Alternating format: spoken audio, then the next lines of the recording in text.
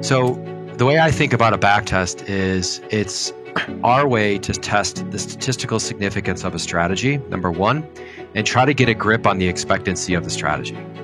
So we want a positive expectancy of a strategy so that we can trade, like all else equal, if you're winning 51% of the time, you want to trade that strategy an infinite number of times because you will win 51% of the time. But the only way to do that is at infinite, like at the limit.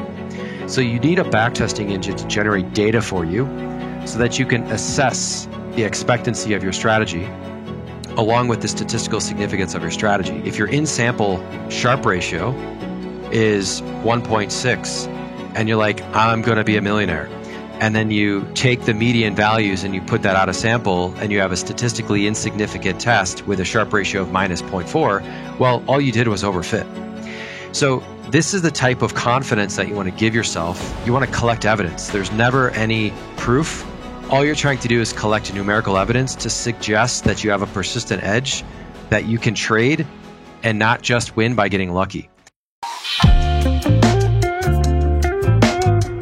Welcome to the Algorithmic Advantage. We're here to expand the toolkit of the quant trading community and introduce investors to the many advantages of systematic trading.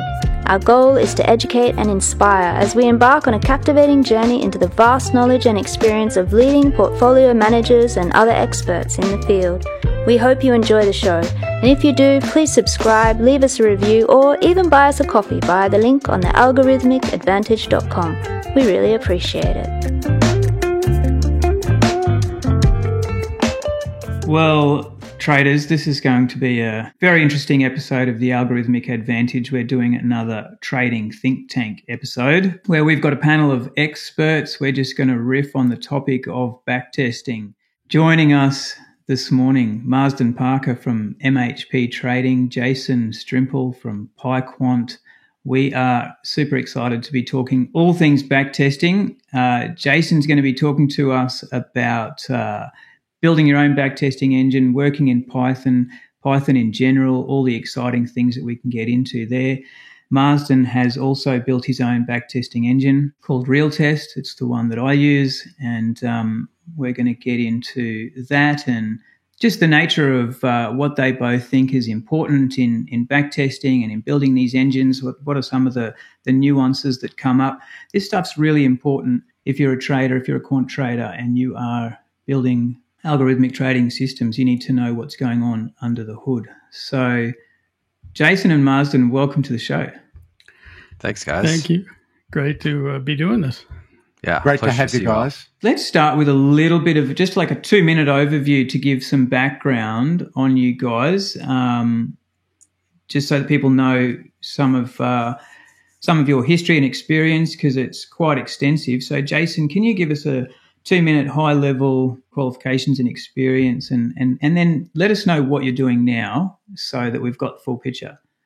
Yeah, sure. Thanks, Simon and Rich, and great to be here, guys. So I started my career probably, give or take, 20 years ago in trading. So I traded for a hedge fund in Chicago, moved on to JP Morgan, where I spent quite a bit of time in risk management on their factor portfolio side, left, started doing credit and market risk quant risk analysis for an energy derivatives firm in Chicago, moved to London from Chicago, was doing the same thing, then moved to Singapore, where I was a chief information officer for an agricultural trading company. From Singapore, then I moved into Rio Tinto, like we were talking about. And at the time, Rio Tinto, a big miner, was spinning up a commercial desk. So in essence, you have all this physical trading going on, and a lot of the big physical traders have a lot of arbitrage opportunities, quality differential opportunities in the physical supply chain. And I did a lot of work spinning up the data and analytics group there, as well as building a big commodity risk and trading system for that organization before I eventually left for Amazon Web Services, where I was doing implementation of big data systems for capital markets companies, trading businesses out in Southeast Asia. And then finally, about a year and a half ago, I repatriated back to the US after 10 years with Amazon Web Services, and now I'm working in Gen AI. All the while, that's the professional arc. All the while trading largely options, a couple of option strategies, and stock portfolios. the entire time. Been trading for 24 years now, writing code for about 20 plus years now. And I started PyQuant News, which we'll talk about, I'm sure, probably 2 years ago or so. And it's just a publication outlet for folks that want to get started with Python in the quant space. So algorithmic trading, quant finance, derivatives, pricing, etc. Lots of newsletter content. I teach a course that I'm sure we'll talk about, have a book coming out on the topic as well. And that is bringing us up to today. Awesome. Thanks, Jason. Marsden, a quick high-level overview. Yeah, interesting. Quite a few parallels in terms of timeline, et cetera, and quite a few non-parallels. In particular, I've never been anywhere near the professional trading space. I trained as a classical violinist, but been a self-taught coder since high school, and I ended up working as a software engineer for several different startups in the Boston area for about 13 years. And then my company went public, and that was the first time I had any interest in the markets at all, because I had a lot of stock. So I wanted to know what made it go up and down. This was late 90s. So everybody you knew was talking about the market, and I kind of got sucked in. And I started buying books, trading books, and ended up deciding to just quit my job and try to trade. I figured I could always go back. I only focus on stocks, portfolio-based. I want a systematic kind of approach. Didn't like any of the backtesting software that was there, so I just started building one and kind of been working on it ever since. Really, my trading has been very simple. I basically traded a long and short, kind of the same rules in reverse, approximately. Breakout strategy from 1998 all the way through like 2014. And then finally kind of couldn't maintain that edge anymore, so diversified into mean reversion, added a couple others, and been doing that since. All along, I've had a few people using my backtesting software, participated in a few online communities, met a few people that way who were interested in it. But really been pretty naive about the whole quant world for most of my trading career. By a series of coincidences, I ended up somehow being included in Jack Schwager's latest Market Wizards book in 2019, and decided to kind of use that to the leverage, the recognition from that as an excuse to finally market my backtesting software. So, in parallel to what you said, Jason, I've been kind of putting myself out there in the public and marketing something since 2021, roughly start of 2021. And it's really been fun for me. I mean, I've never been super passionate about trading. It's like something I did because I had some money that I needed to invest, and I didn't want to pay someone else to invest it for me. But and it's still it's an interesting puzzle always to try to work on. But what I really like now is helping other people do it. Yeah, which I think you're kind of moving in that direction too. It sounds like, and you're doing it through courses and open source software, and I'm doing it, by giving people access to my backtesting software and supporting their use of it. Yeah, approaching 800 users or so now. So it's wow. It's we have a really nice closed forum community as well. I decided not to have a public open forum, but just restrict it to actual users of the software. It's have a great to stay forum. focused. And appearing in Jack Schwager's new Market Wizards is no mean feat, and the only quantitative trader that he's had in the books. So great to have some representation there. In the latest one, of course, there were quant traders in all the earlier ones. Oh, the Unknown Market Wizards, was that what it was called? Yeah. Mm. Yeah, and I'm very pleased to hear, Jason, that you followed the advice of my chapter title, which is don't quit your day job. Mine was somewhat of a cautionary tale, although I put together a very nice, good enough stats track record for Jack's purposes, but I was living, that was my family's only income source for like more than 20 years. So I didn't exactly accumulate wealth. Yeah. But I managed to have do what I want with my time, have freedom, and trade for a living for all that time. So that's something. So Marsden, you started pretty early on in building Realtest. What happened there? You did try a couple of others. I guess you were a pretty proficient developer, so you just launched into it head first, or? Yeah, it really just kind of evolved. So much of my life is like that. There was never a plan. It just sort of this, what's next? I had a trading partner early on who taught me this breakout strategy we were using, and it was semi-discretionary entries and mechanical exits. And I started wanting to test different mechanical exits for the entries we were taking.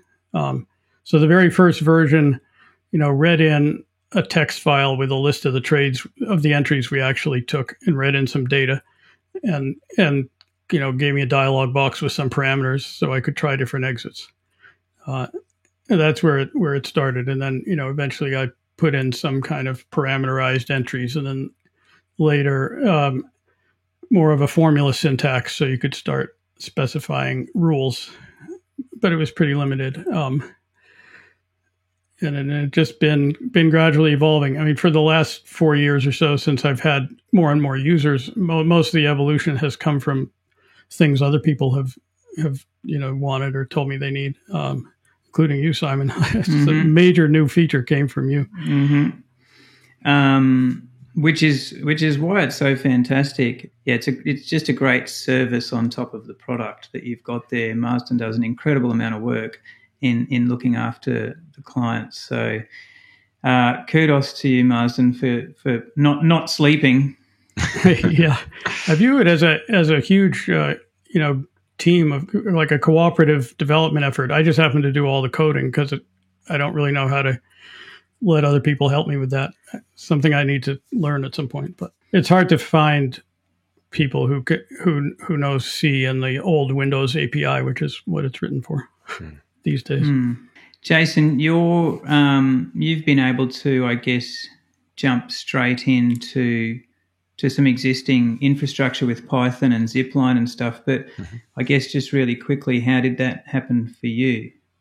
Well, I was an early Quantopian fanboy. I think I was like user 89 or something. Nice. And I've always been like mildly obsessed with the markets. I would say probably more than mildly obsessed, like very obsessed with the markets. And also with we talked about this with Foss and I, but like this search for complexity. Now that I'm getting older, I realize that you want to simplify things. But for a very long time, I was just looking for the most complicated, complex things I could get my hands on. Can I just hold you there, Jay? Yeah. Because, okay, I'm with you there. I think that as we're getting older, we recognize that things are incredibly complex. But what we're trying to do is strip things back to the fundamentals through simplicity. So, yeah, look, I know that you're saying, yes, we are striving for more simplicity, but I think it's complexity that's driving us, to tell you the honest truth. Yes. That's a good way to put it. Like for a very long time, and that's I think personally why I got into the markets, because it's a very hard game that you will never win, right? You can win, but you will never beat the market. So it's just an endless supply of new things to think about, shiny balls to chase. And because of this, I started to get into the underlying code of Zipline and, tried my hand at implementing options backtesting. I've gone through the underlying Zipline code many, many times. And really got a very good foundation and got a lot of confidence that I understood what was happening under the hood. To give myself confidence that when I would run a backtest, I knew the assumptions that were going in. I knew what I could assume, what I could not assume, how it was handling data, how it was handling entries, exits, trades, et cetera. And I just became very familiar with it. So it was a tool that I became familiar with. And, Quantopian was acquired by Robinhood. Zipline went away and somebody had come in and forked it and has been maintaining it as of late. And I maintain that as far as the open source world goes, Zipline Reloaded is by far the most robust and best backtesting engine that we have in an event-based backtester, right? So a backtester that sequentially operates on bars through time. Now we have a whole nother set of backtesting engines that are vector-based. And I presume, Marston, if you're writing in C, you're probably sequentially processing data. Well, there's actually Realtest includes a kind of a vector-based portion and an event-based portion. There's a vector-based, you can calculate a massive array of I call it like adding extra columns to your bar data for all the symbols in your universe. And that runs in multiple threads and super fast. And then the backtest engine itself, runs in more event-based. You provide little callback formulas like, here it is, this date, tell me if this symbol is an entry setup right now. Mm-hmm. Say yes for all your symbols that are entry setups and tell me their rank score. And then I'll rank them and tell me what your exit condition. So it's both in one. Okay, cool. So digressing a bit, Simon, what Marston's discussing for those that aren't really familiar with the jargon, but like a vector is an array of numbers. And when you look at a vector-based backtester, you're operating a calculation on all of those numbers essentially at the same time. And that works well if your strategy is not path dependent, right? Otherwise, you look into look-ahead bias and you start to introduce all these biases. And that is a very, very common mistake that backtest people or people that are trying to backtest their strategies will make, or people that are trying to build a backtest engine from scratch will make. So, when I look at Zipline, for example, there's no way to look ahead because it's purely event-based. Whereas then other tools, like there's one called VectorBT in the open source community that is vector-based. And Marston alluded to the speed, right? So Zipline Reloaded, by virtue of it being sequentially processing data, is very slow. And you can't run simulations, right? But I'm sure that like Realtest and especially VectorBT, you can run 3-4 million simulations of your strategy in 15, 20 seconds. So, you kind of pick the tool for the job, I think, in that case.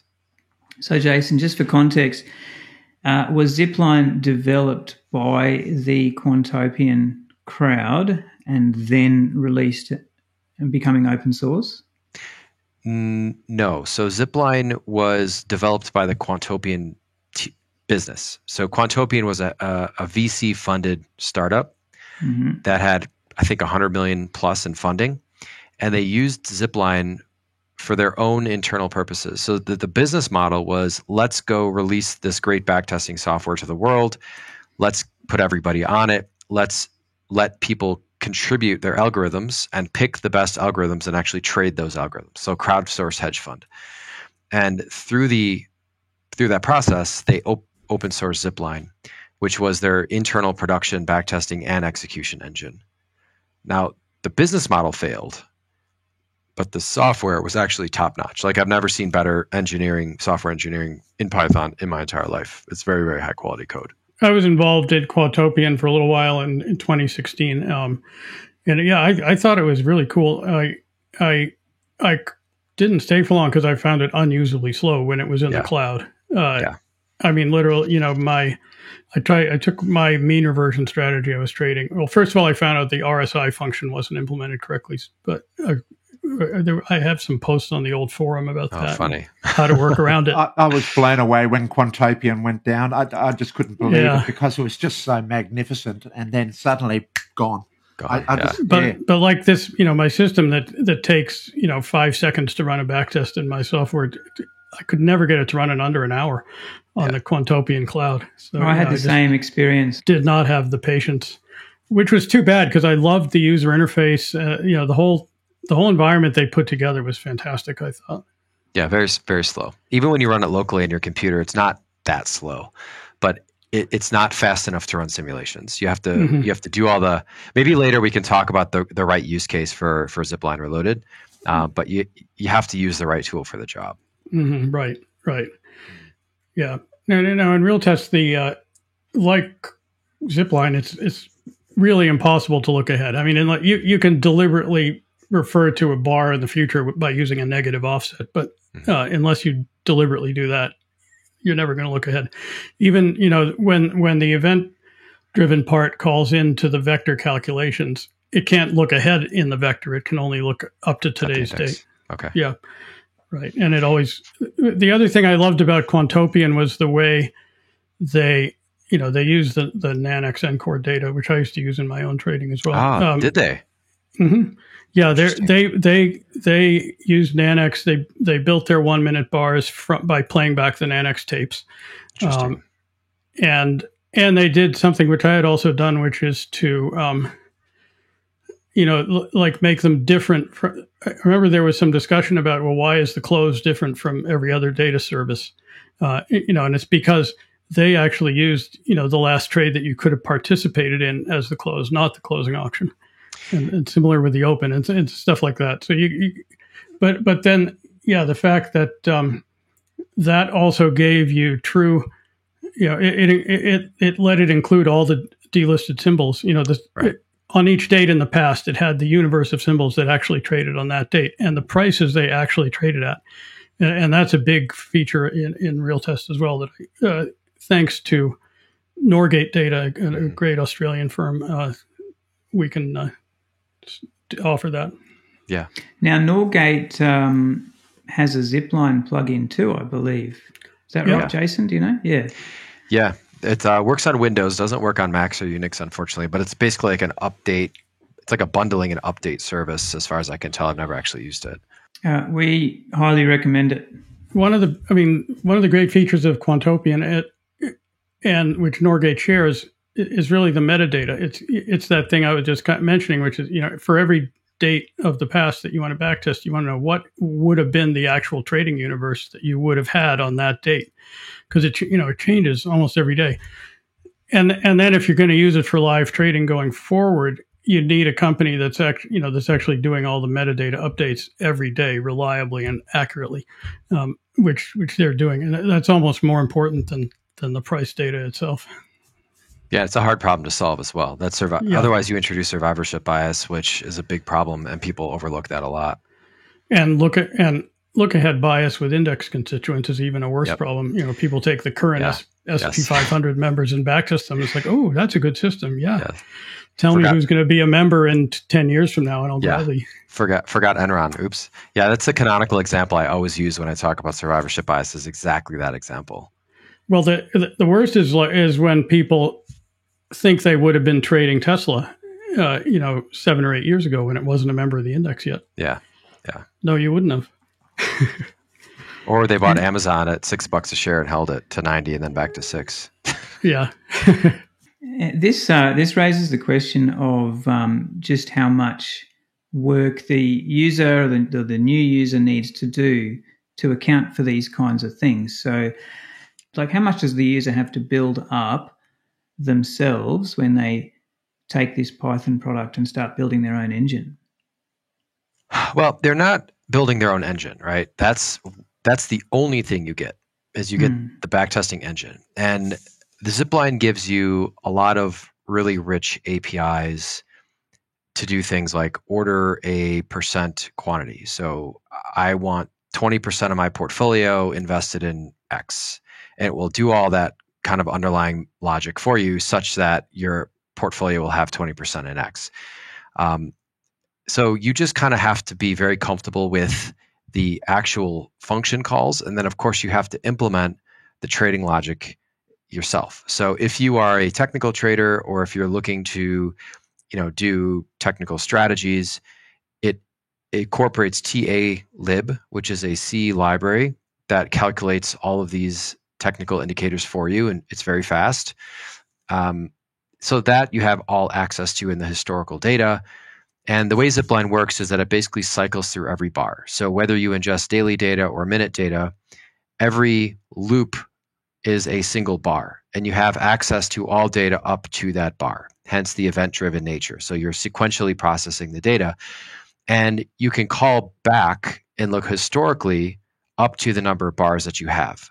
So as far as like something like look-ahead bias, there's really no functional way to look ahead in Zipline Reloaded, because the algorithm is literally running day by day, and there is no end date. You're not calling an index. You're not calling. You're saying, how many bars in the past do I want from right now? So then you have this thing in a pandas data frame, and you can do whatever manipulation that you want. Now, as far as like how Zipline handles splits and adjustments, in the data source that I use, you get open, high, low, close volume, and then you get splits and dividends. So when Zipline is bundling up and processing those data, they're storing that underlying metadata as well. And if I come up to a date and it's the X dividend date, I will get paid that dividend, and then the stock will be adjusted appropriately, and then I will have an increment of cash available in my portfolio. So it handles that for you. Splits are the same way. So if 2-to-1 split, I will have twice as many shares in my portfolio, and the share price will be cut in half. The reason that's good is because if you're trying to do backtesting with an adjusted closing price, that's not actually the price that you're seeing in Bingo. real time. And a lot of people make that mistake when using backtests, is they use adjusted prices, but 10 years ago, that was not the actual price. So depending on what your strategy is, if you're trying to run just like simple Bollinger Band or something, you're going to be calculating your Bollinger Bands off of a price that didn't actually exist. So great way to juice your performance and overfit to noise. And then when you go try to trade that strategy, your thing just falls apart. So Zipline handles... This isn't just isolated to stocks, Jason, in futures with the contracts, when they stitch them together in continuous contracts. It makes you question things like support and resistance. It makes you question things like look-back periods and everything, because with the adjusted series, you're not getting sort of the right price. You're getting an adjusted price. And in futures, I think it's especially acute because you have the roll. And most traders that trade futures have a fairly mechanical way to roll into the next contract. And what that means is that futures contracts expire, right? So if the August contract is expiring at the third Friday or the end of the month, I need to then sell my current contract and buy the next contract. And whether the market is in contango or backwardated, I'm either paying up or paying down, if you will, for that next roll. And that's what makes up that continuous feed. But most traders are not waiting until the actual expiration date. You have to trade out of these things many weeks before while there's liquidity. So a lot of the adjusted futures prices are assuming a calendar roll date, but that's not actually the price that you're going to be rolling at in practice. So you have a very fluid. But you have a price series that's very different than that you would practically trade, and you can get yourself into problems when you're dealing with that kind of data. Yeah. Getting back to what you were saying about split adjustments and so on, Simon, I assume everything Jason said previously sounds pretty familiar.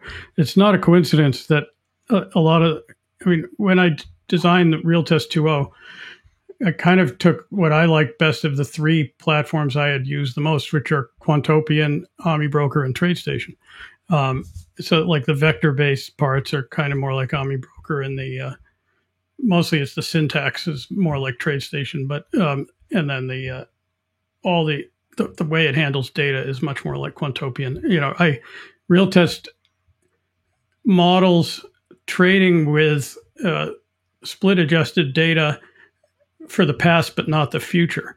So the time series you're trading can't even be calculated in Excel, because it's like, in other words, it does the adjustments on the fly. And because if you want to calculate a 100-day moving average, you don't want some 2-for-1 split in the middle of it, but you want the as traded answer as it would have been on that date in the past. Yeah. And that is critical. I totally agree with what you were saying there. So yeah.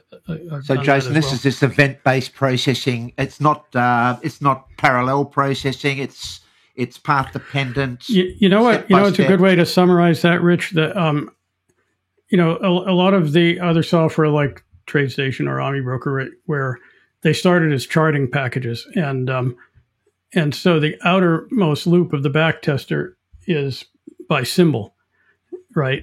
And then the next loop is by date. And whereas in both Zipline and Realtest, the outermost loop is by date. Right. And in the case of Realtest, since it supports strategy combination, it's by date and then by strategy and then by symbol. Gotcha. Okay. And in terms of the event-based processing. I always come back to this statement that I make, that I still think backtesting is often more of an art than a science. And sure. I was thinking about the kind of the term situational awareness as it might be used by a Navy SEAL, right? And it's like incorporating all the information that's at your hands and somehow grappling with that to make a decision that's might have to be, in their case, a split-second decision that's going to have a big impact going forward. But there's a lot of information and data and moving parts, and it's not all able to be brought down to a single number. And part of that process in building the strategies has to obviously be very aware of how robust that thing is going to be in the future.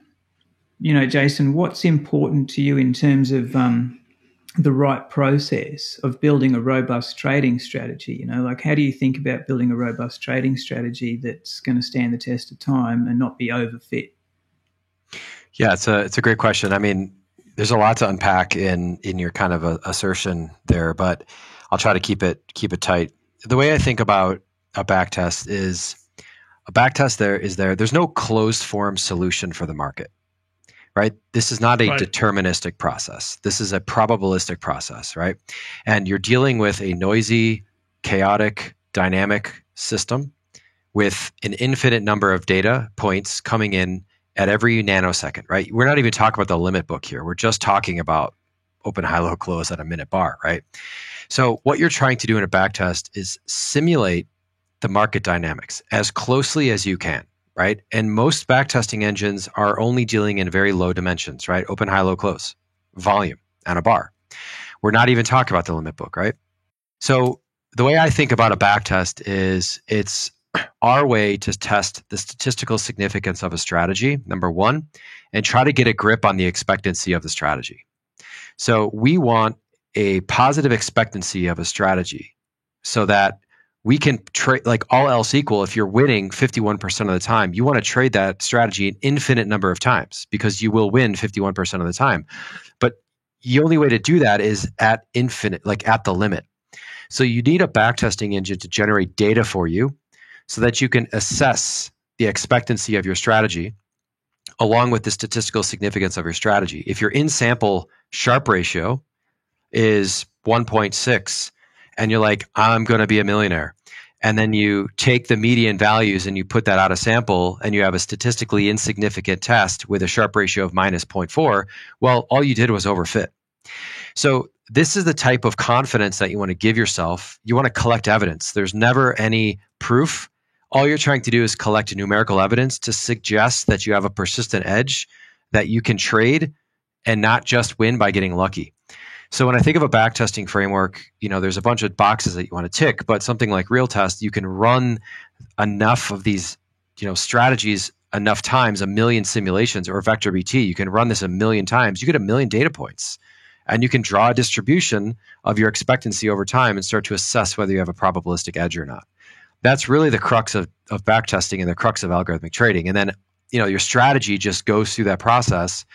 And you plug your strategy into your framework, which I kind of just described, and you just do that as fast as you can because the algorithmic trading is a game of iteration, right? You're going to build 100 strategies. One of them might have edge. 99 won't have edge. So you want to be able to iterate through these things as fast as you can so that you can find that one strategy that has edge. You said that a lot better than I did. Thank you. Yeah, very, very well put. You know, and within that process that you just outlined, I see a sort of a spectrum where on one end is a algo trader who's testing in a much more interactive way, kind of like, you know, rapid iterative prototyping is like, okay, here's an idea, I'm just going to try it, and at the other end of the spectrum is someone who's doing a more formal analytical approach of kind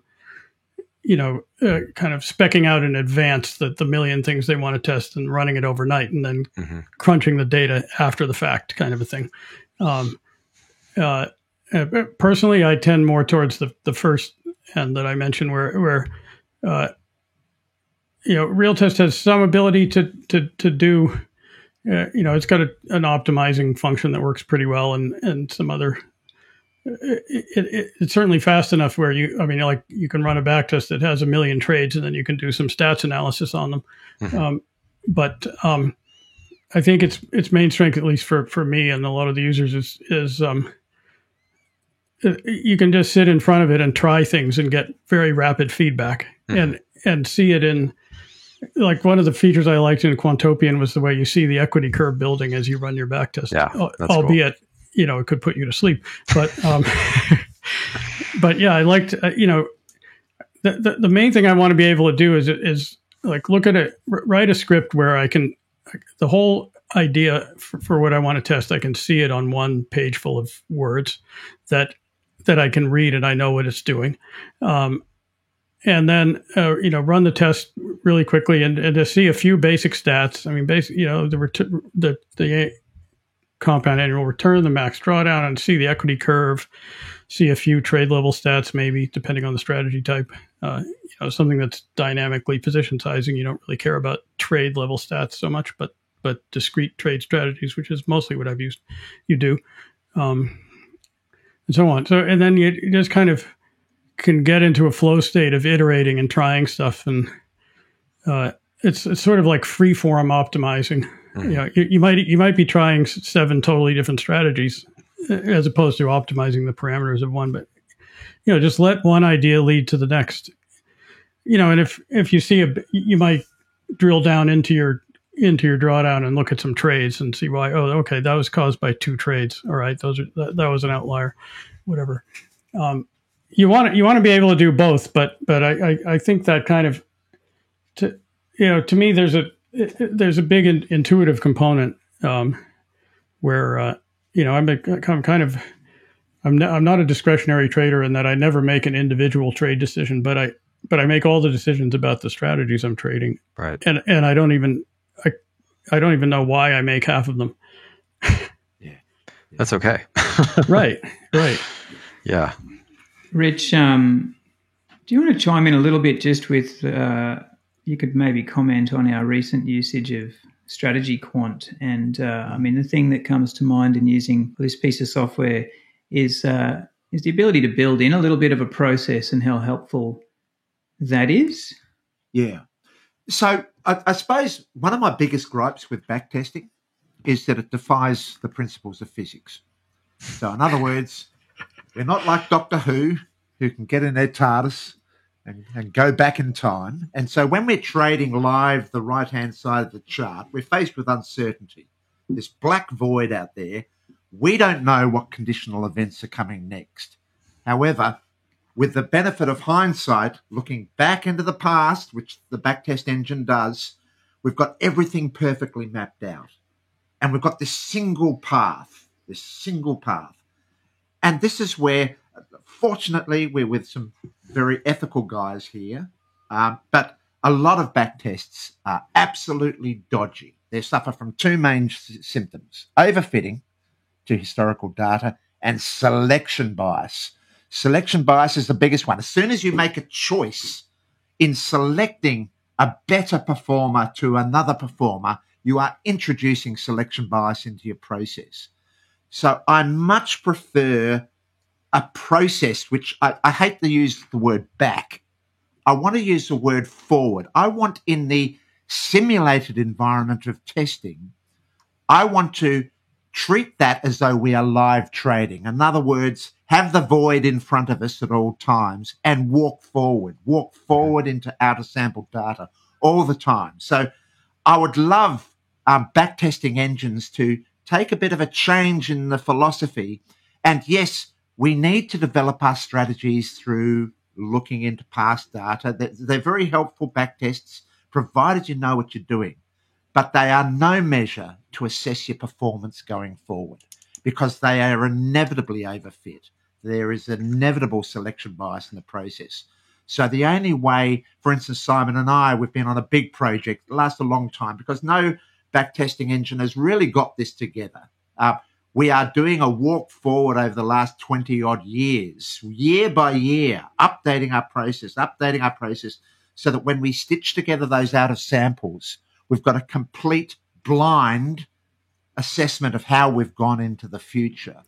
I would love backtesting engines to incorporate that as an industry standard so that we sounds like you're backtesting your backtesting process itself.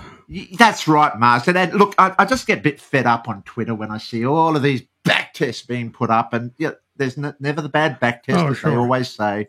And I'd love this sort of ethical response by industry to say, hey, investors, don't demand back tests. Demand out-of-sample forward tests in assessing, viable strategies. Now, of course, there's over-optimization all the way down, because if you test walk forward process number 1 and the result's okay, and now I say, okay, let's try walk forward process number 2. Oh, that's better. Yes. You've basically developed a overly complicated way of over-optimizing, and you could have just used the simple way that everybody else uses.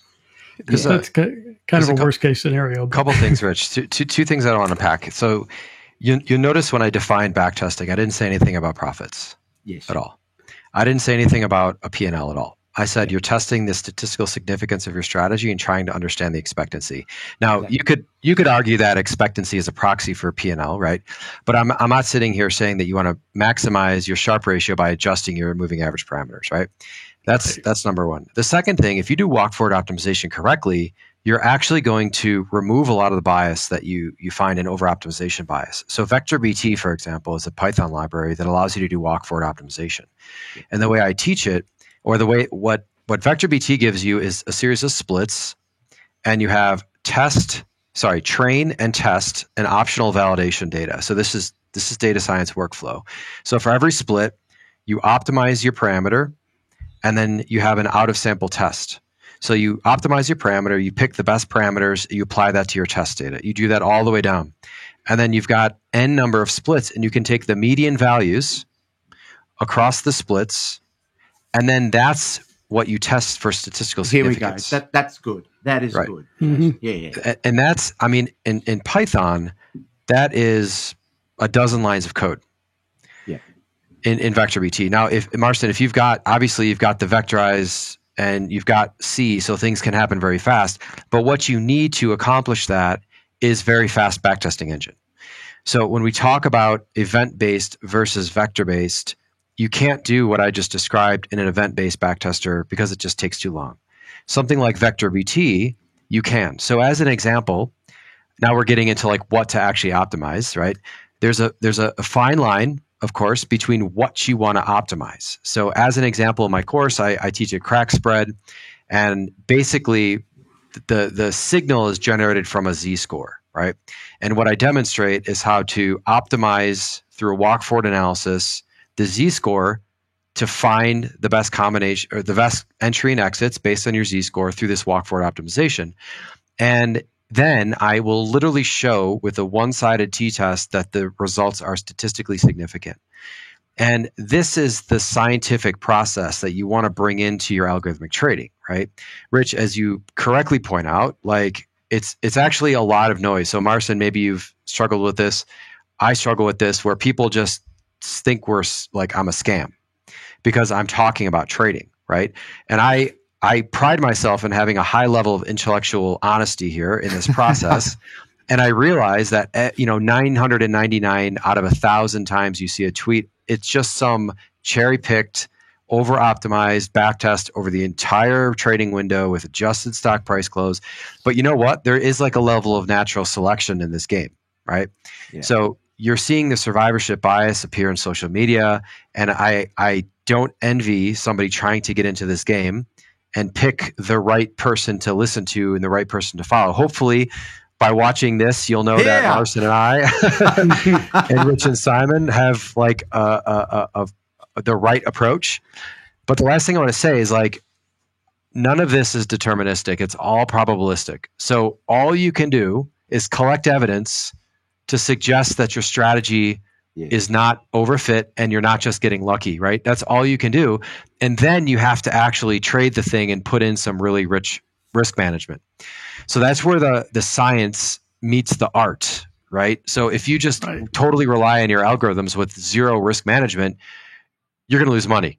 You have to have risk management, right? Yeah. So the algorithm will give you the signals. The algorithm will tell you if you have statistically significant edge. It will give you your alpha decay, whatever. But you have to layer in your risk management to make sure you don't get crushed anyway. Yeah.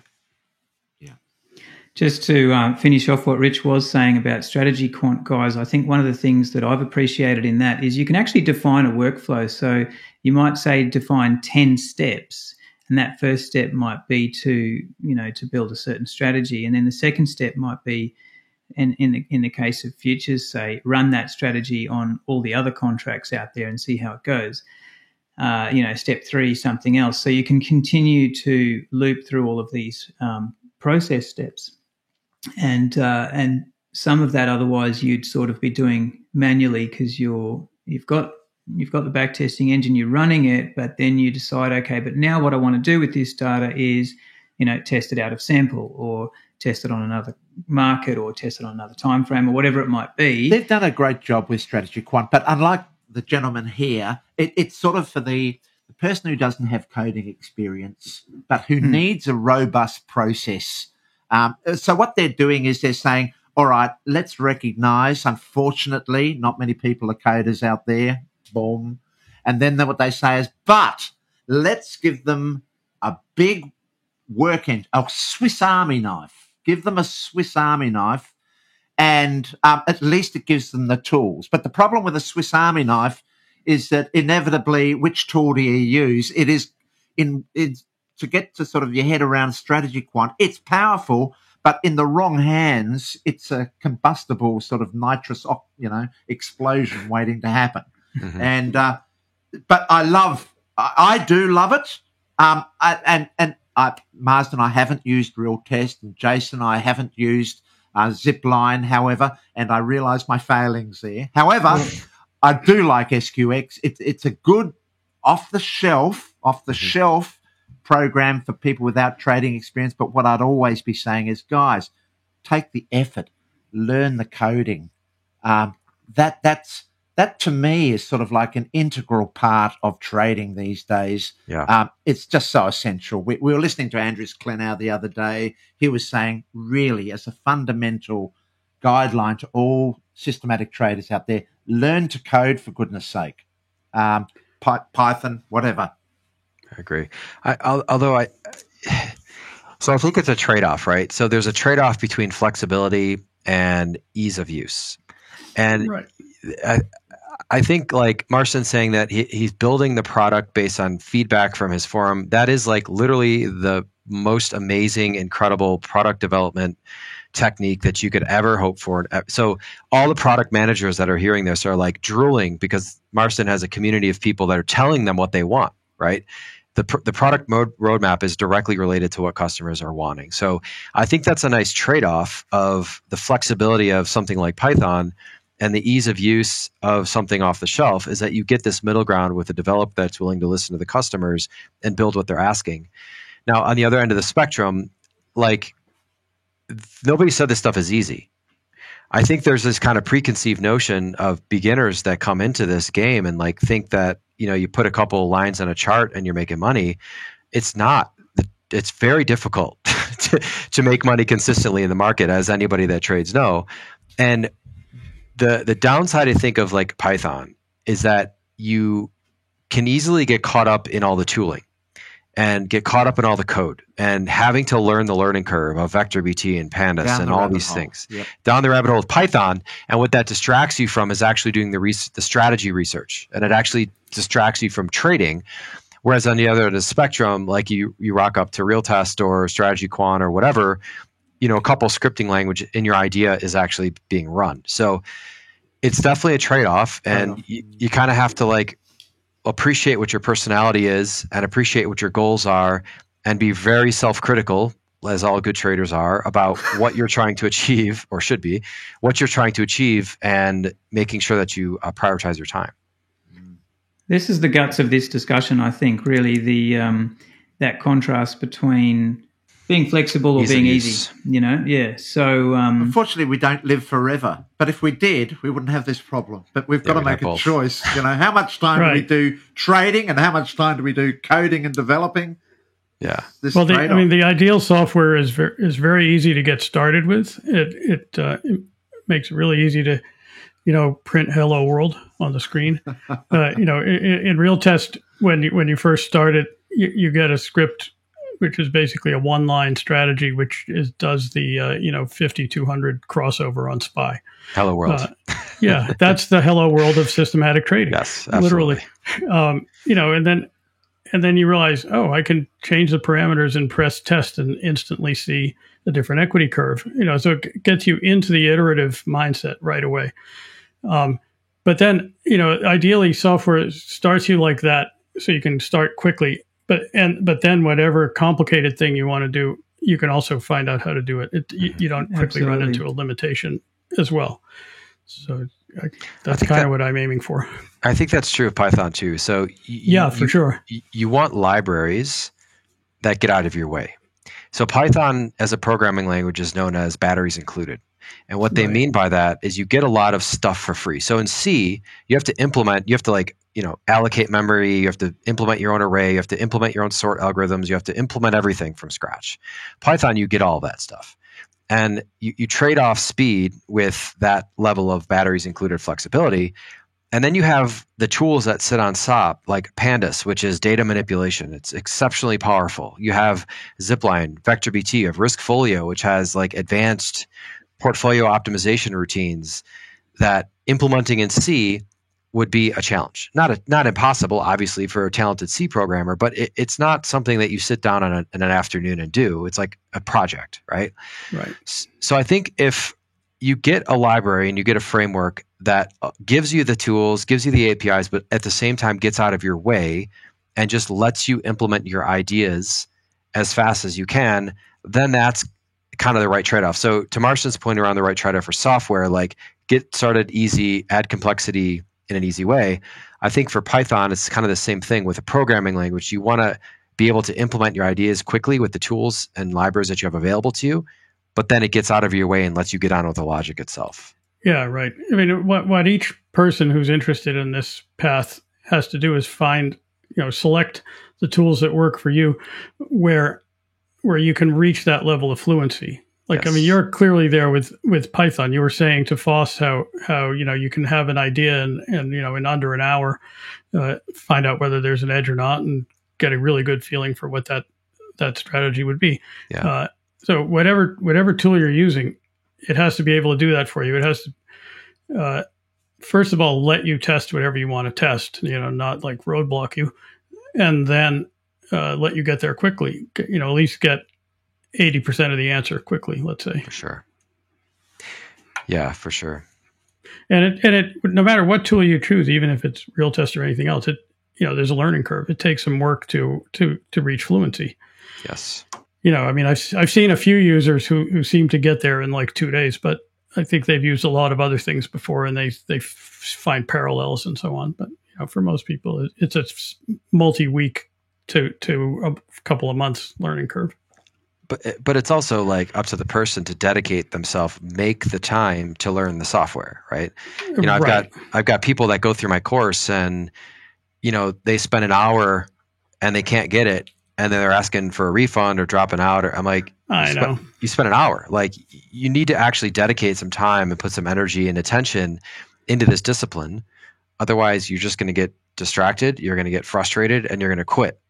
So, I mean, for you, Marston, as a software provider, and for me as a course instructor, like my job as a course instructor is get all the distractions out of the way, get all the setup out of the way, make it as easy as possible to see results as fast as possible, so that you can start to appreciate the power of this language, and you're not getting frustrated because some error happens, you can't get something installed or otherwise. Jason, right. You're spot on there. And this is the problem with some of these great platforms out there. What's lacking is the education in those platforms. So, it's a bit like, when you come to Excel for the first time, you're just in college, you come to Excel, you might only use 3 to 5% of it.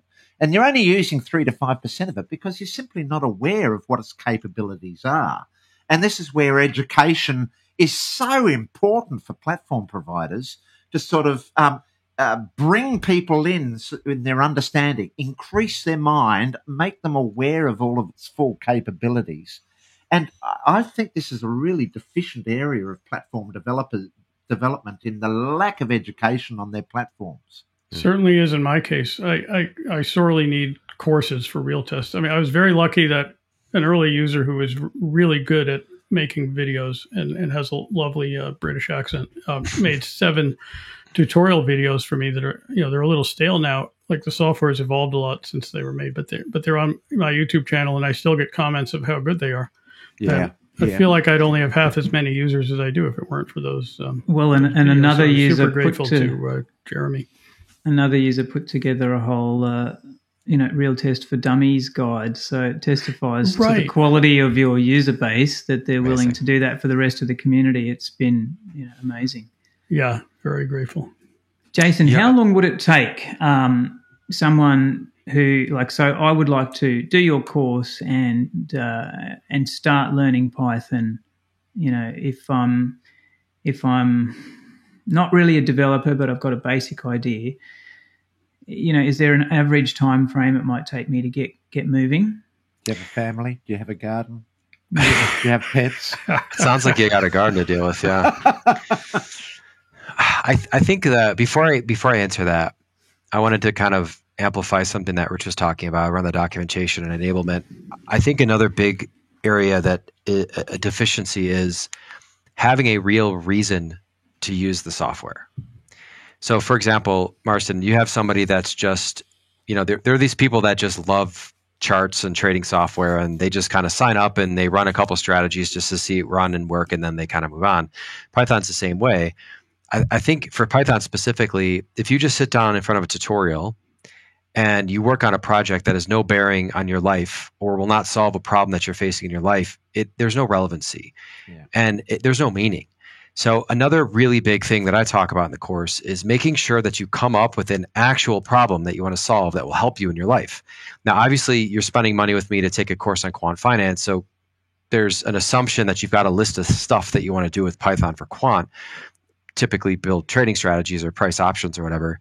But a lot of people come into these tutorials without a reason to use Python. So like Simon, I would ask you, do you have a real burning use case to spend the time learning Python? Are you going to solve something that's really painful in your life, that's painful now with Python? That's the first question. Then the second question is, how much time do you have to devote every single day? If it's 15 minutes and you don't really have a burning problem to solve, then you're not gonna do it. You're gonna spend a month, you're gonna get bored, and you're gonna quit. Now, obviously, I'm saying you, the proverbial you. Well, I'll give you the exact me. I mean, okay. I'll qualify you right now. I'm non-stop trading, and as I think everyone here has mentioned, obsessed with the markets. So. Let's say it was full time with a burning problem to solve. Would it be a couple of months or? You could be doing some very real data work in a month with Pandas. If you had a very specific problem that you were trying to solve and you had a clear idea on how to solve it, then it's just a matter of engaging in people that can help you with the syntax and the right buttons to push and the right things to do in right order.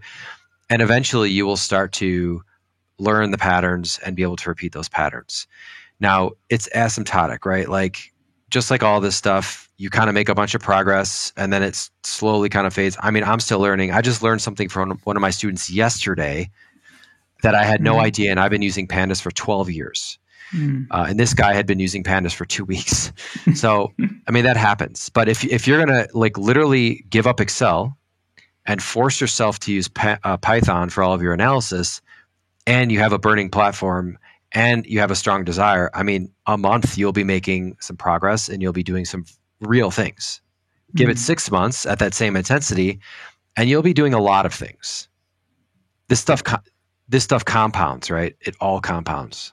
Yeah, it takes some time. Like when I first learned Python for Quantopian, I mean, I had a specific motivation. I wanted to use the 1-minute bars that they were providing to make sure that my assumptions about the sequence of entries in my mean reversion strategies with limit orders were correct. And that was useful. And that motivated me. But, and I'm coming from a programming background, but Python's let's not compare Marsden and Simon, because that's not going to be it took me several weeks just to be able to do, to kind of get going and doing anything. The author of Pandas, Wes McKinney, has a great little book that I went through that takes you through some fun projects like the names database and graphing the frequency of names over time. It was fascinating. Not something I had a burning desire to know, but it was fun. But that it helps if there's something fun that pulls you into the real mission that you're on. Like here's an example, right? So you can pull down options chains, 8,000 contracts on the SPY from CBOE in one line of code. And then you have the entire options complex in a single pandas data frame. You can apply like a midpoint calculation between the bid and ask. You can apply a delta calculation in just a few lines of code. Now, obviously, me sitting here having done this for 20 years, it's easy for me to say that. But if you see how it works and you learn the basics, then you just kind of rinse and repeat, and it's the same kind of thing over and over again. It just looks a little bit different here and there. Jason, have you got in your toolkit an off-the-shelf backtesting platform, or have you used one in the past, or you've just always been with Python? Oh man, I've used this Zorro thing that we've been talking about. That's not Python, but that's a C scripting language. Marcin, this might be interesting to you, called Zorro Project. Yeah, I've looked at that. Okay. I've used TradeStation back in the day. There was another one called an options backtesting software called, gosh, I can't remember the name. Quant Connect, Quant Rocket. There's another one out of India that's called Pi Algo Trading, I think. 5 or 6 different Python backtesting frameworks, and I've really and Quantopian obviously, and I've settled really on Zipline Reloaded on a local environment, along with VectorBT on a local environment. Mm. Well, it's amazing you can get that set up for free too, right? Yeah, it's pretty wild time to be alive. Does the world realize this? Does the world realize this is free? I don't know. I think we take it for granted now. Yeah. Yeah. It takes a few minutes to figure out how to actually get it onto your computer and running, but it is free. Yeah, it's not a double click, that's for sure. Right. You do have a bit of issue sometimes, especially on your Windows machine, trying to get stuff set up. But even even something like Realtest, I don't know what the price tag is, but it's relative to the potential ROI in building a working trading strategy. It's probably de minimis. Absolutely. Yeah, I try to keep it affordable for more people, but yeah. And nowadays, especially in Python, you got ChatGPT, which can. It's so much easier than it used to be. Just ask it. What are the steps to install Zipline, and it'll give you a recipe. Yeah. Yep. It's Marsden, can you talk a little bit to the value of the simplicity with Realtest, like the speed of use and the workflow and some of the use cases of doing that research, like what the value of being able to run through things so quickly? Yeah, it kind of ties in with what I was saying earlier about wanting to get up and running quickly. Basically that comes from having a syntax that's kind of intuitive and makes sense for people. Also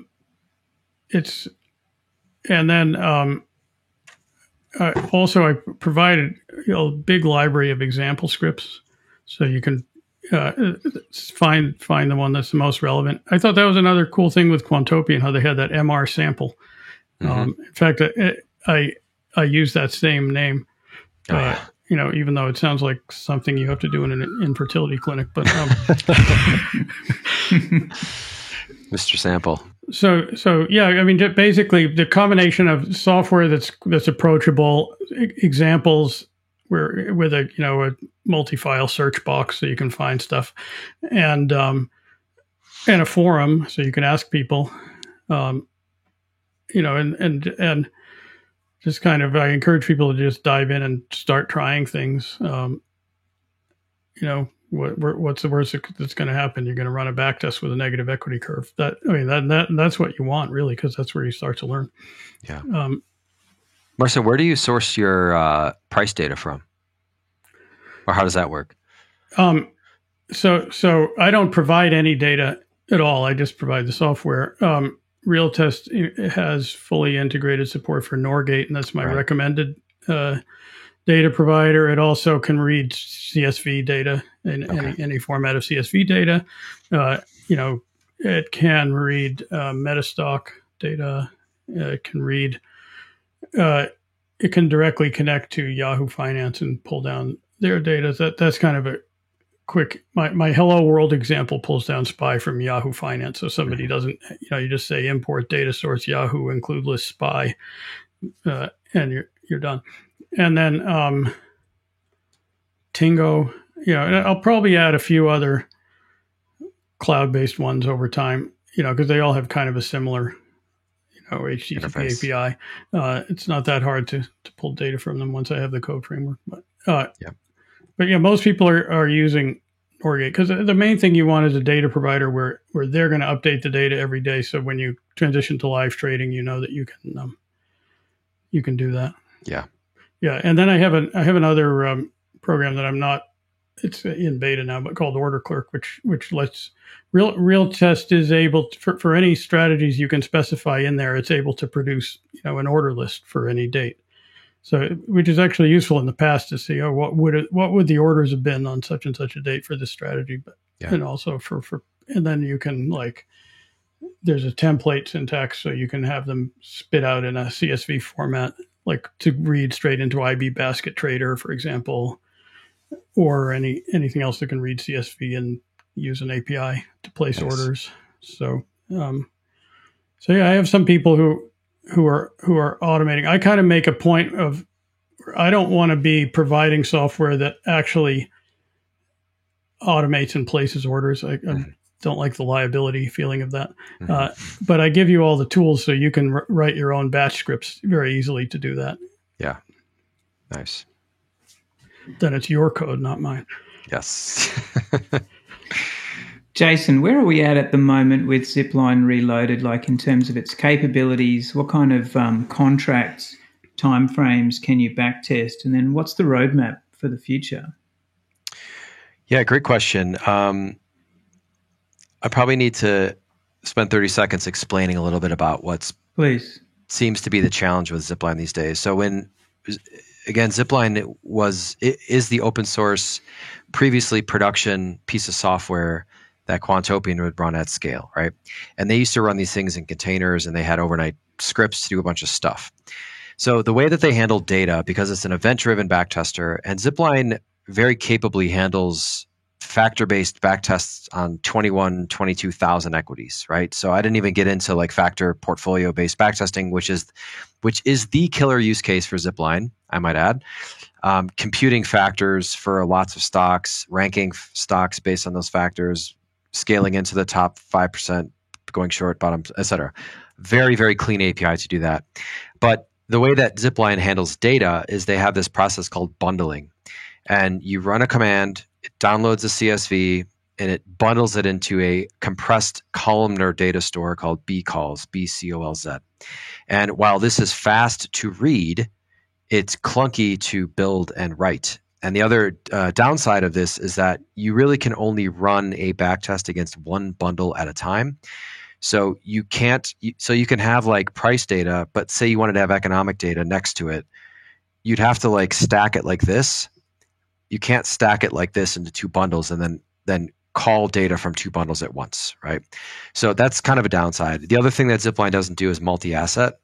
Again, you'd have to really hack it and stack the data at the same time.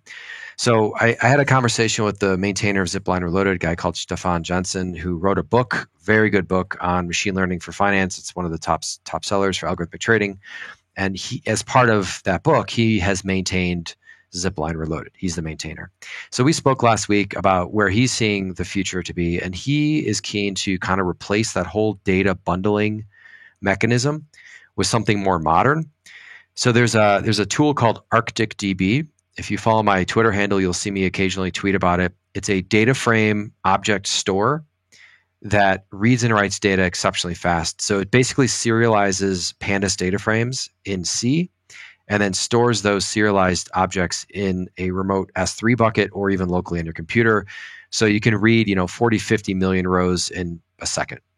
So we've been talking about potentially integrating something like that as a data backend for ArcticDB. Object-orientated. It's like you've got a Pandas data frame, which is like a Pandas data frame is like a Python data structure that looks like a spreadsheet. Yep. Rows and columns of data, time series data. And what ArcticDB does is it takes that representation of data and it converts it into a very compressed like file, and then it stores it somewhere else. And you can read and write these files, and it's designed for time series market tick data by a hedge fund called Man Group. So you have a lot of niceties like versioning, time travel, updates, atomic reads, all these kinds of nice things.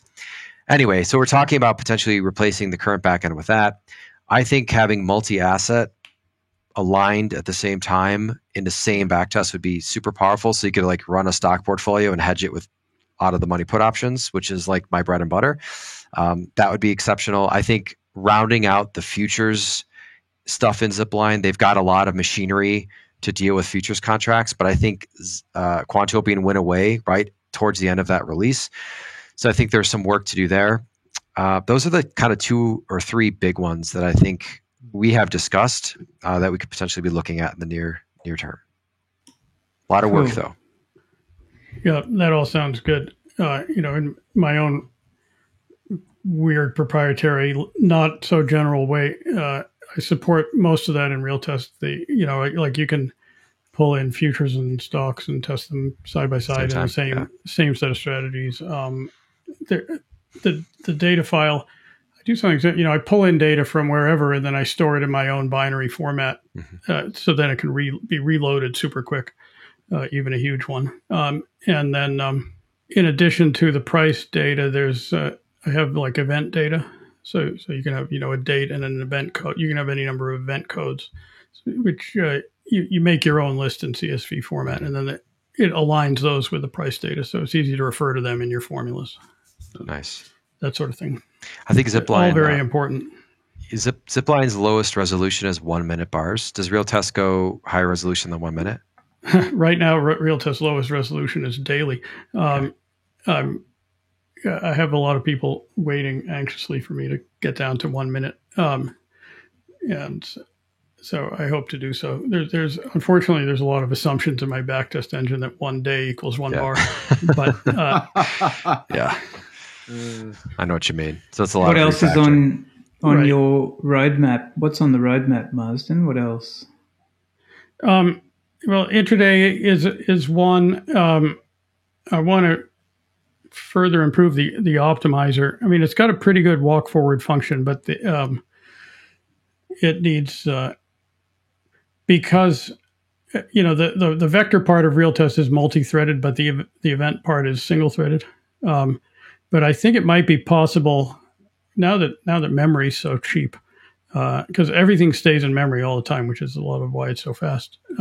It may be possible to actually, basically run multiple copies of the backtest engine. I mean, people do it already by just running multiple instances of the program on the same machine, but it would be better. Then you have to split up your optimization space and do some management. It would be better if it was all within one. So that's one. There's a bunch of user interface enhancements I want to make. It has something that resembles charting, but it's fairly minimal. I get a lot of complaints about that. People coming from TradingView and expecting all this beautiful charts, eye candy. But you can plot a couple indicators, and the most importantly, you can see where your trades occurred on the bars, which is what you want to make sure your code is doing what you thought it was. And other than that, stuff that's not so much about the program, like getting some courses going, making some new videos, actually doing some marketing, which I've really never done. I mean, I haven't updated my website since 2020. Yeah, we like it. We don't want Marsden to make the website look any prettier and attract any more people. We really like it like that. Yeah. Can I raise something here? Please, Rich. Look, the bulk of backtesting programs that I come across, they're very good at what I refer to as dealing with the bulk of the distribution. In other words, dealing with mean reversion, dealing with sample size statistics, Z-score, all of these things. Now, as you might all know, I'm an outlier hunter, so I'm dealing right out in the towers of the distribution where nonlinear mechanics plays a really big role. I'm just wondering what features are being incorporated into the platform world to really help us tail hunters out with our model development and testing. Do you trade stocks, Rich? No, futures and CFDs. I find that I have not found a backtest engine that deals in nonlinear instruments. Yeah, like options. Now futures are kind of linear with obviously with the linear payoff, but they have got the curve that a lot of people deal with. But I think options specifically is a big challenge because of, first of all, pricing them in the history. Second of all, if you're dealing with American options, you can have exercise at some point if it's economically feasible. So I think like backtesting derivatives contracts, I have yet to find a backtesting platform that does options well. Right. Futures now, like it depends on what you mean by tail hunting. So maybe you can elaborate a bit. Effectively, what I'm finding is that let's say, for instance, I want to develop trend following strategies that are specifically tailored to capitalize on outliers, developing positive skewed models, cut losses short, let profits run. Now, I know how to do this with my logic framework and all of that sort of stuff. But when I come to a backtesting engine like Strategy Quant, like all of the others that I come across, you'll find that I could throw out most of the processes, Monte Carlo, all of their different processes they've got in there, as they're totally irrelevant for what I'm trying to achieve. And I'm finding that, that I love multi-market. Multi-market is probably my most favored test for outliers because I've got to assume on any single market that I might only have a very few trades because I'm targeting these nonlinear anomalies. So let's take the euro, for instance, for the last 30 years. I might have only participated in 10 trades on that market. So sample size, what sample size?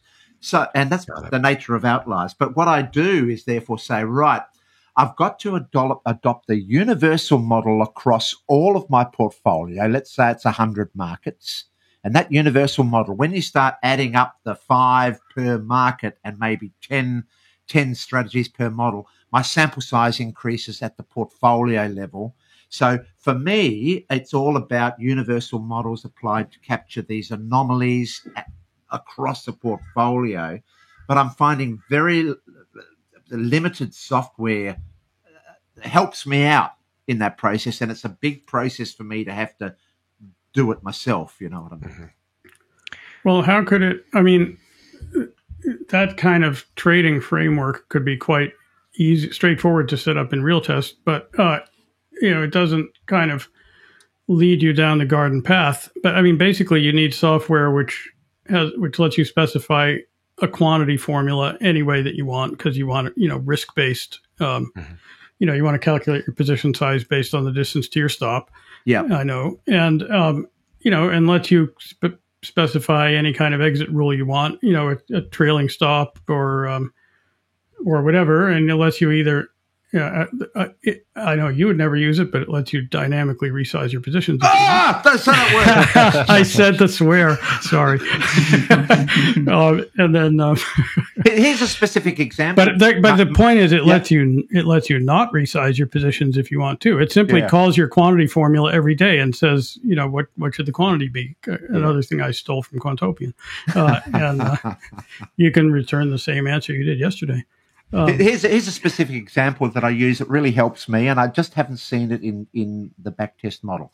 I use this process called visual mapping. So if you can imagine, I've got my equity curve of my trading strategy, and then sitting above that, I've got the price chart. What I'm doing is I'm visually mapping it to see that if there are non-trending conditions, I must accept the fact that my equity curve will deteriorate or stagnate. I cannot expect it to improve. If it improves, that's a over-optimized cross on that particular section of the visual mapping. But then if I see a significant price anomaly and my equity curve is soaring, that's a positive tick mark because my models are trying to do what I'm seeking to achieve in logic space. I'm visually mapping the relationship between how my models correlate with the market data. I cannot find software that does this, and so I've got to do it with my own processes. Is this something that can be embedded into software platforms? I'm not completely grasping. You kind of you want to visually, rather than optimizing a parameter, you want to kind of visually choose a parameter by looking at a chart. Sort of, unfortunately, I'm not in the world where I can use sample size statistic as a way to test the efficacy of my models. So I've got to use a visual mapping process that I can basically see, right, my models can only perform in particular regimes. They cannot perform in other regimes.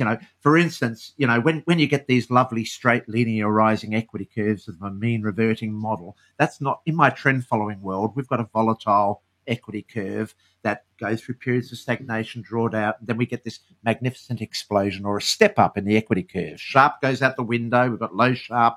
We've got very good lifting power because of these step ups.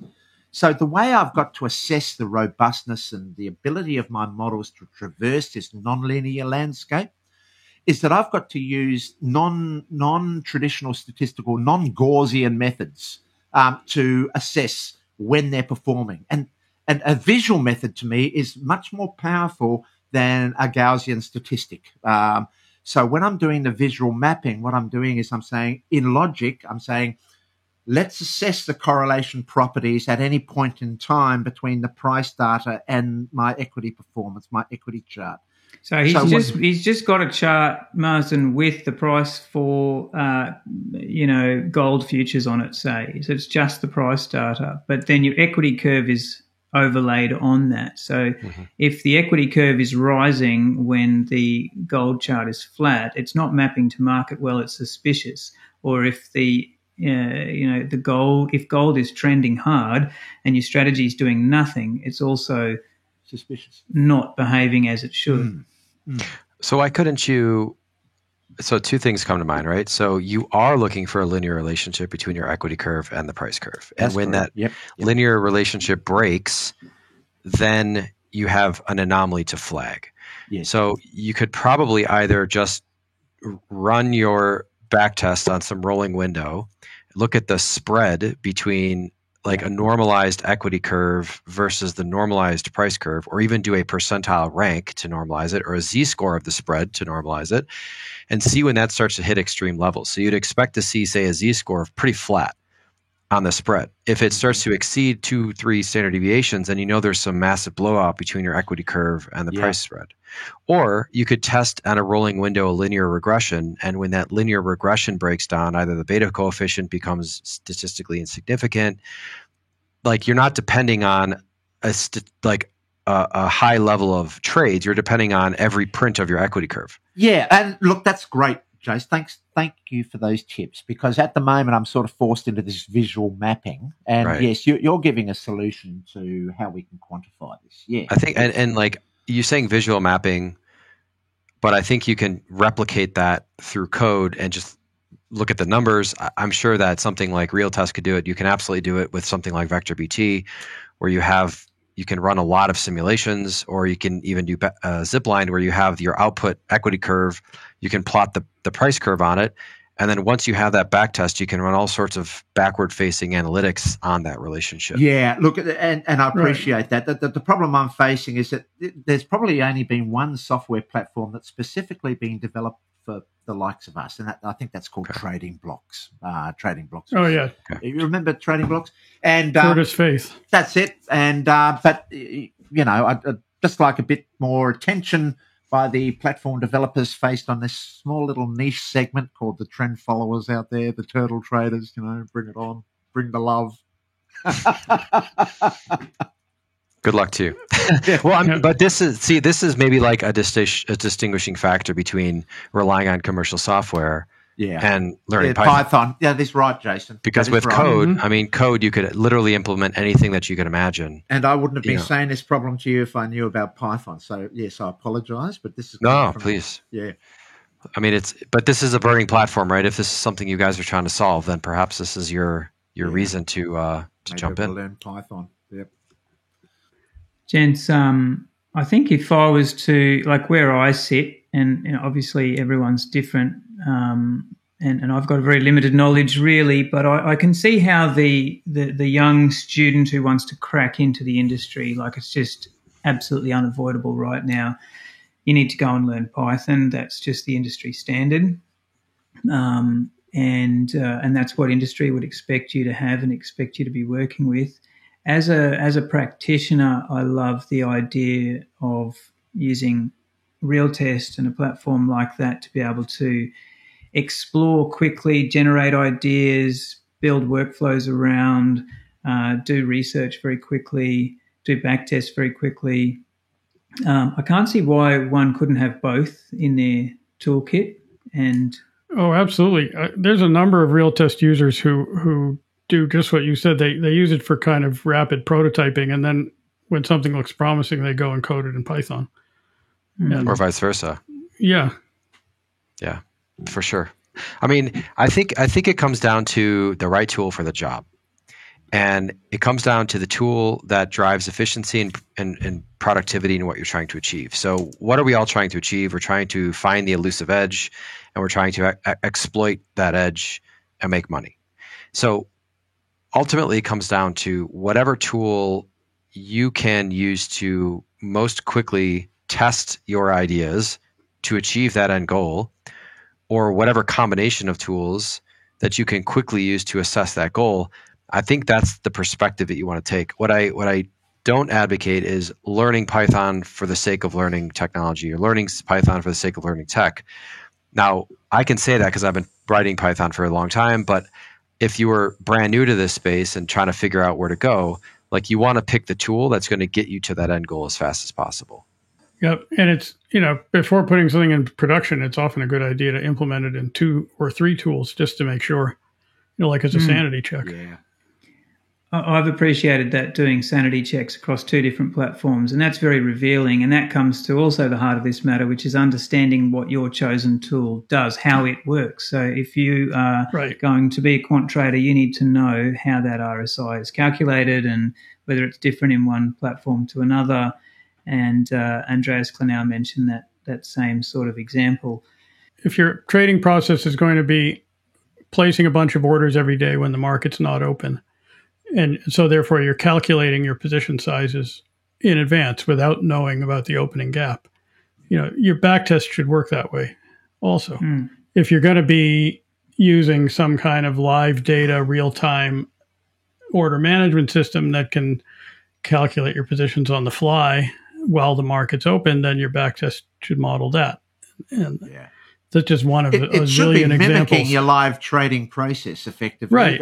Or the other way I put it is, when you run a backtest in the future, you should get the trades that you made from that system in 100%. live.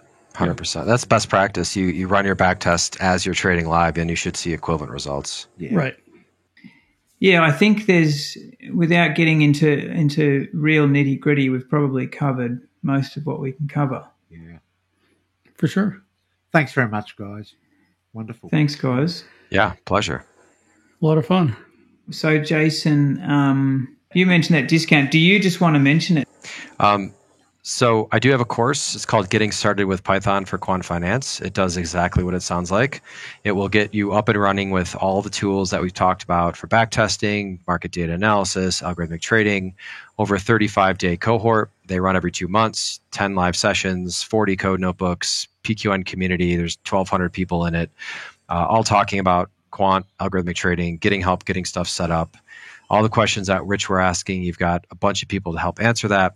And Simon and Rich, your listeners, we've got a discount code available. You go to thealgorithmicadvantage.com/tools, and we'll have a little section on there talking about PyQuant news. I actually publish a bi-weekly newsletter as well with tons of code snippets. We've had Foss. I've heard Foss say that it's like the most important newsletter out there. I've got 108 newsletter issues. Been doing this for 108 weeks. So I publish twice weekly, free to subscribe. I pitch you only once every 2 months on the course, offer a generous discount for subscribers. But I recommend all the listeners to go check it out. I think it's super relevant to everything we've talked about here today. Fantastic. Thanks, Jason. And of course, to To start off with Realtest for Marsden Software as well, same website. Go to our website, algorithmicadvantage.com. There's a tools page there. We introduce you to Realtest. So start there. It's comes highly recommended, as does the data provider Norgate, which plugs in seamlessly to both of these tools and covers a lot of the pitfalls so that you're not experiencing survivorship bias and the like. We might need to do a shout out to Strategy Quant as well. We'll get them on one day onto the pod. That would be good. But they're also mentioned in the also on our site, and also another tool that we use. So we try to fill the potholes missing in the one with the other until we are as proficient as Jason to be able to code ourselves. Hey, Marsden's the real coder. He's coding in C. I'm just a lily Python hack. No comparison. It's a great piece of software. You're the one who's smart enough to not reinvent the wheel every day. How about that? So I'll take it. All right, gentlemen. Well, thanks very much once again. Really appreciate you coming on. Absolute pleasure. Anytime. Take care, guys. We should remind you that the conversations on this show are informal and for entertainment purposes only. Certainly any general advice you may hear is obviously not specific to your needs, goals, or objectives, so nothing discussed on the show should be considered as investment advice. If you want that, you'll need to actually do your own research and speak with your financial advisor. Remember, trading can be extremely risky and past performance is not necessarily indicative of future returns. If you enjoyed the show, please subscribe or leave us a review, and if you have any questions or feedback, we'd love to hear from you. Bye for now.